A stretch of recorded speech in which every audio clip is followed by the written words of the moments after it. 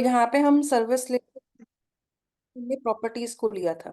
तो मैं क्या कर रही हूँ, इसकी प्रॉपर्टीज को भी स्प्रिंग के अंदर अपने रेटिंग सर्विस वाले प्रोजेक्ट में ले रही हूँ और इसको सेव कर देते हैं। अब बस इसका कंट्रोलर रह गया।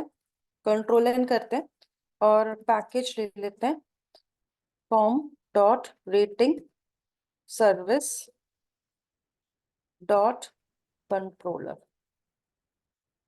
और इस कंट्रोलर के अंदर हम ये वाली कंट्रोलर क्लास को ले लेंगे, रेटिंग कंट्रोलर को कॉपी कर लेते हैं और कंट्रोलर पैकेज में इसको पेस्ट कर देते हैं। तो रेटिंग कंट्रोलर आ जाएगी।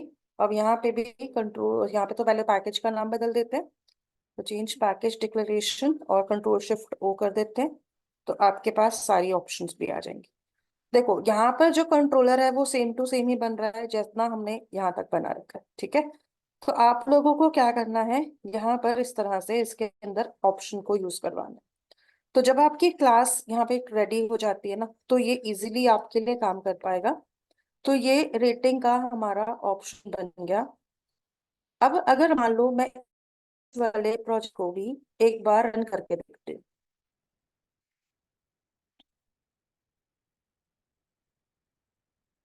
तो ये भी इंडिपेंडेंटली काम करना चाहिए। जैसे अभी यूजर माइक्रो सर्विस चलाया था, इसको मैंने पैक ना सर्वर नेम दूसरा दे दिया, मतलब इसका सर्वर मैंने डिफरेंट रखा है।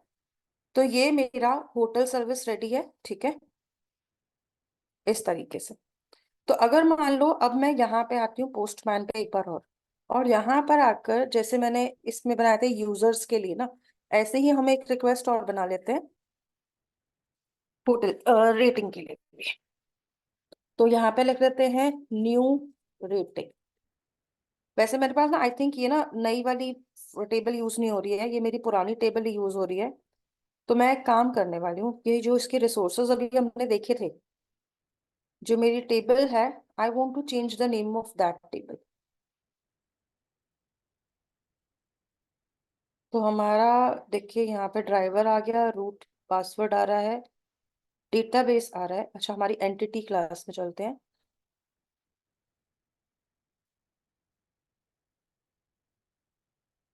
टेबल इसने रेटिंग नाम से बना दिया होगा, तो मैं यहाँ पे लिख लेती हूँ होटल रेटिंग।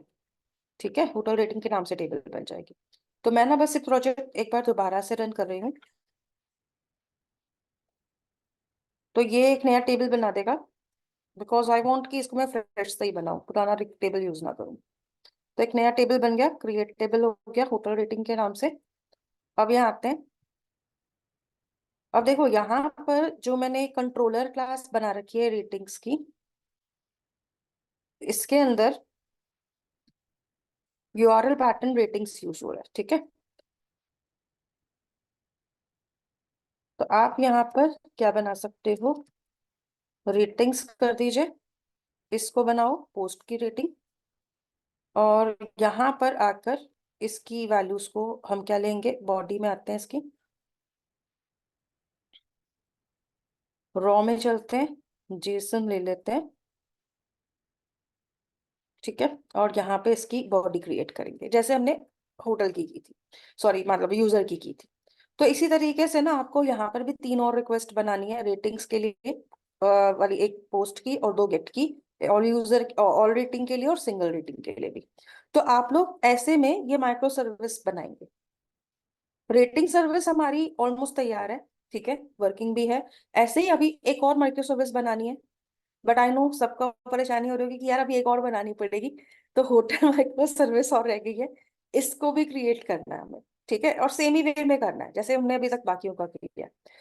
आप लोग को क्या करना है, आई थिंक मुझे कल की क्लास लेनी ही पड़ेगी, तो मैं कल एक 12 बजे क्लास रख देती हूँ, ज्यादा मतलब लेट नहीं रखती। 12 बजे मॉर्निंग में क्लास रखती, क्लास देख लो। एंटिटी क्लास में क्या है, होटल आईडी, नेम, लोकेशन और अबाउट। ये चार हमने वेरिएबल्स बनाए हैं स्ट्रिंग टाइप के। बाकी की जो क्लासेस हैं वो बिल्कुल ऐसी बनेंगी, सर्विस, सर्विस आईएमपीएल और रिपोजिटरीज।